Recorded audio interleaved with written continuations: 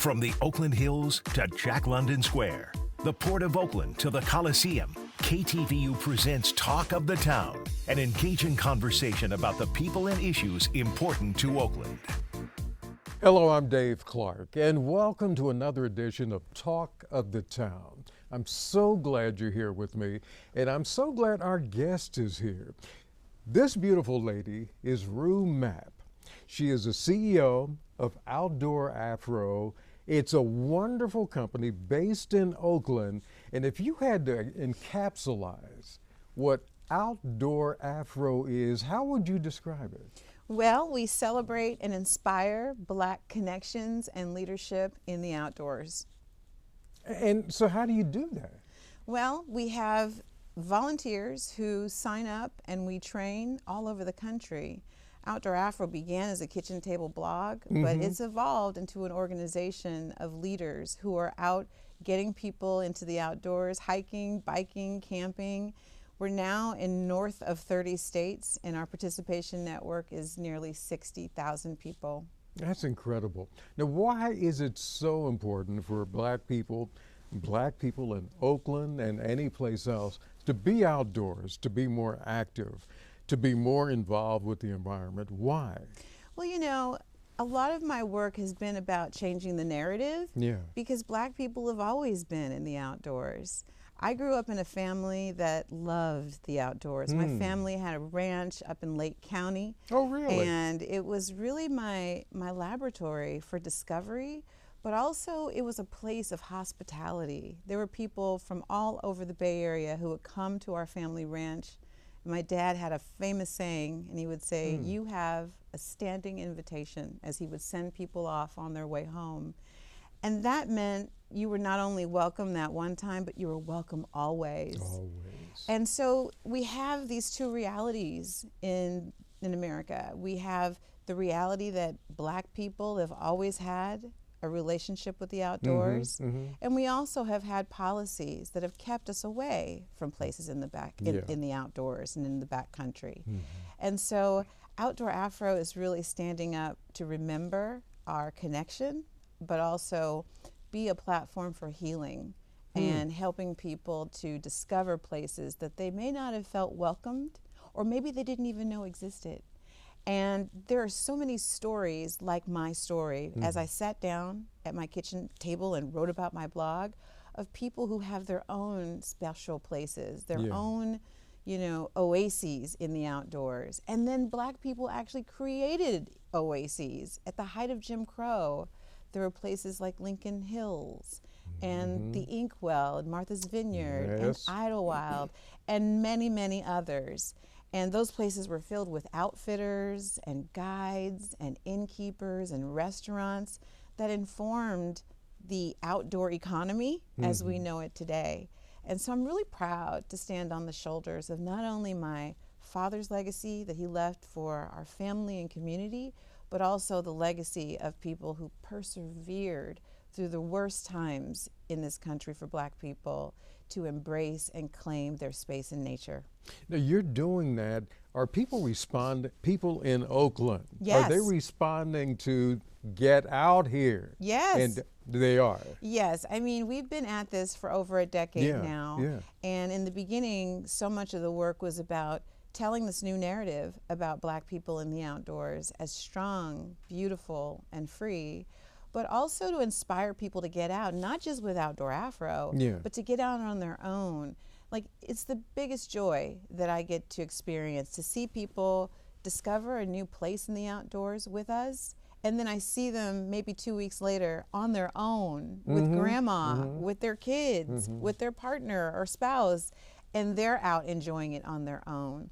And so what we've seen over the last decade are definitely more people getting out, more groups, more affinity groups that are getting out on a regional basis. But in Oakland, the thing I love about the impact of Outdoor Afro is it's helped people to really look at what we have in this city. I mean, beyond the jewel of Lake Merritt, which is the oldest wildlife sanctuary in the country. I didn't know that. Yeah, I mean, there are so many so many species of overwintering birds that come from Alaska. And all you have to do is turn to the local Audubon Society here in Berkeley. They are always doing events and walking tours to help educate you about the many, many species that very important area contain. Yeah. And then, we've got redwoods in the Oakland Hills. And people, when they think about redwoods, they think about going way out. Yeah, they think about going, to the coast or going to another city. But there are redwoods in Oakland, just 10 minutes of where people live. Yep. And redwoods are very important to me in Oakland, especially because, in 1850 or so, those redwoods that spanned, several, like in some cases 20 feet wide, Yeah. were all clear cut. And Really? Yes. So as you look up into that Oakland Hills skyline, around that time, it would have been bald. And the reason why is because of the major shift in the demographics brought on by the gold rush. Yeah. And we all know that redwood is an excellent material to build houses. And so there was a huge demand for housing material. Wow. And in order to build those beautiful Victorian homes that we all appreciate here, that, and many on the other side of the bridge, those trees were clear cut. But today, when you go to those hills, those trees have returned. They have returned as the second and third generation of their fallen kin. And when I go to those redwoods, I meditate on what it means to regenerate. Wow. How something can be clear cut to nothing and still come back. And the thing about the redwoods is that if you are able to see the root system underneath the surface of the dirt, it's all knit together. The trees are knit together by the root. And as I took these young girls up to the redwoods one day, and you can see at this particular overhang on the trail, that root system, interconnectedness. I asked the little girl, I was like, what does this remind you of? And she said, it looks like a family. And I was like, yeah, she gets it. She gets it. Yeah, and it's a metaphor for how we can knit ourselves, our communities together so that we can be strong and tall and resilient. Wow. Rue, tell me about this book, your new book, and it's called what? Nature Swagger. Hold it up for just a second. Yeah, so Nature Swagger, Stories and Visions of Black Joy in the Outdoors, is really my gift to the world, specifically to the Black community. I've been writing ever since I was a little girl, starting in my Hello Kitty diary in my big loopy cursive. And one of the first stories that I recall writing about was about camping with the Girl Scouts and how much it really transformed me. All the fun we had, And I camped with the Boy Scouts. Yeah. And it was a lot of fun. Yes. And so writing about nature and my experiences in nature was something that I've done since I was a little girl. And then I also used, early internet technology, the World Wide Web, the Usenet groups to find people. But I never could find a vision of Black people in the outdoors, being empowered and being in their everyday life connected to nature. And Outdoor Afro has come a long way in helping to reframe that representation. But I just felt, especially in 2020 when I began to write this book, that everywhere around me, as it related to Black people, were stories rooted in pain and peril. And, 2020 was hard for everybody, full stop. I mean, we were in the middle of the pandemic, the racial reckoning, our cities were exploding. And once again, I asked myself, what is it that I can do and how I can show up, as I've asked myself other times through this work. And this book was the book that I really wanted to write and share. And in it are highlights and contributions from nearly 30 men and women from all over the country who are talking about their nature swagger and their joy in nature. And people ask me, like, what's nature swagger Yeah, I was mean? going to ask you. Right? Yeah. Yeah. So nature swagger for me is a term that I just started using a few years ago. That to me really speaks to a confidence and ease that you have in the natural world. And it can show up in very simple everyday ways. You know, it could be through your excitement and planning of what you're going to do with some seasonal purchase you find at the farmer's market. It could be about how you plan your time with your family in nature and root your celebrations in natural settings. It's about remembering your culture, but it's an everyday ease and confidence in nature, that swagger that you bring by being comfortable and knowledgeable in the outdoors. Even for people in Oakland. Oh, especially for people in Oakland. And that's what I mean by, all of the beautiful ways that we can connect with our local parks. We've got the East Bay Regional Parks. We have our city parks. And then we also have nearby our state parks. So there's all kinds of like public land options. But one of the things that I've always loved is just sometimes just taking a walk in the neighborhood. Yeah. There's something special about going out into your neighborhood and getting to know not just your neighbors, but getting to know the call of the birds in your neighborhood, getting to know what's in bloom or what's shedding their leaves or turning, into a different season. And so that kind of awareness is the kind of awareness that I think we all need to have. Yeah. But I also believe that it really and deeply enriches your life and your health, both your mental and physical health, as well as your sense of place and purpose. Yeah. I want to talk to you about talk about your new relationship with REI. Yes. What happened? Yeah. REI, this is big. It is, yeah. And what a lot of people don't know is that I've been working with REI since the very beginning of Outdoor Afro. Before Outdoor Afro was even an organization. I like to joke around that, you can compare me to like how, old school hip hop artists used to sell like tapes out of the back of their trunk. Right, so right. like literally I'd find myself, going to REI stores with a table with Outdoor Afro stickers and flyers and, a banner and just really evangelizing Outdoor Afro, like getting people familiar with who we are, what we do, and doing some early programmatic partnership with REI, getting people outdoors. And it was through REI and other organizations. And explain what REI, for people who may not know what REI stores are. Yes. Explain what that is. Yeah, well, REI Recreational Equipment, they are the #1 co-op and the largest retail seller of really anything you can think of outdoors. In the outdoors. Yeah. And they're all over the country. And our nearest one to Oakland is in Berkeley. Okay. And the thing about REI is that they have always been there for Outdoor Afro, and we've grown and we've learned together over many years, and they've supported our work in several different ways, coming to our trainings, helping us with our risk management curriculum, and the stores have been very supportive of Outdoor Afro volunteers all over the country. But I had always had a bigger dream for what I imagined Outdoor Afro could do. And having about 10 or more years in the outdoor industry, I had recognized that there were a few barriers that were keeping people from getting into the outdoors. And one of the top 5 barriers was gear and equipment. First of all, going into an REI store can be really intimidating. You don't know where to begin. Yeah. You don't know how much It's to so spend. big. Yeah, Yeah. there's so many choices. Yeah.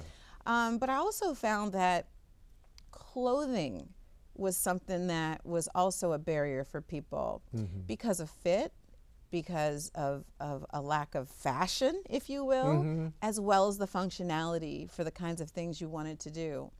And so I'd had a dream, and again, informed by my own personal experience of not being able to find clothes that fit me properly, for feeling like I had to leave my style at home. Not and you. somehow, and I have to, wear this drab uniform in order to be outside in a way that would protect me from the elements. Yeah. And so I had really wanted to move forward with putting together something that could really address not only the fit needs, but the style needs, the swagger needs of our community, to help us feel confident and help us feel like, okay, when I go out into the outdoors, I don't need to like change my whole outfit in order to meet a friend for coffee or a happy hour after my experience in nature. And so I approached REI in 2020 toward the end of the year, and I just said, hey, I'm going to be doing something new, and I'd love for you all to do it with me. I know you all know how to make gear and equipment, but I think that what we could bring together to the world could be something special. And they took a little bit of time to think about it, and they came back, and we together were able to launch a 22-piece hike collection. And it just launched on September the 13th. Wow. And you can buy it in every REI store in the country. Wow. And you don't have to look hard for it. The display for the We Are Nature line is right up front, and you can also buy it online. And I think the hero of the collection are the pants. Pants are a huge issue for all the different figures and shapes that we bring to the conversation in the outdoors. And I'm not talking about just plus size. I'm talking about also petite women, who have curvature. And so these pants are going to be a really great solution for anybody who's been looking for the right pair of pants to get out in nature. So tell me again the name of the Outdoor Afro new selection at REI. What's it called again? We Are Nature. We Are Nature. Yes. Make sure we pointed that out. Yes, and I launched Outdoor Afro Incorporated in order to do this kind of work, because Outdoor Afro is a national not-for-profit organization that is really focused on helping people get outside for the first time, to develop leadership. But I knew that in order to really stretch out into this new venture of manufacturing and design informed by Black insights, that it was totally appropriate and right on time for me to set up a new entity where I can really lean into helping solve for those problems. I am so proud of you Thank you. all that you do. As we begin to wind down, two quick things. One, I love seeing what you post on social media, your members who are all over the world. Yes. Their trips that they're taking, what they're doing, the groups, and I know it must be satisfying for you. Yes, it's so deeply satisfying, and it's a blessing. I think we all want to know that our lives have meaning, that the work we do has purpose, and I love nature. I always will love nature, but I am also Black. I am a Black woman, and I love being Black, and I love our community. I love our history. I love our resilience. I love our joy. And to be able to bring those things together is a life of meaning and purpose and deep satisfaction that I feel, at a spiritual level even. I mean, when I'm out with people in nature who I may not have known before, it's like a pop-up family reunion. And it reminds me of those moments that were created in my family by my father, the moments that you probably remember growing up, that we can actually intentionally lift up as the narrative of who we are, and importantly, who we can be.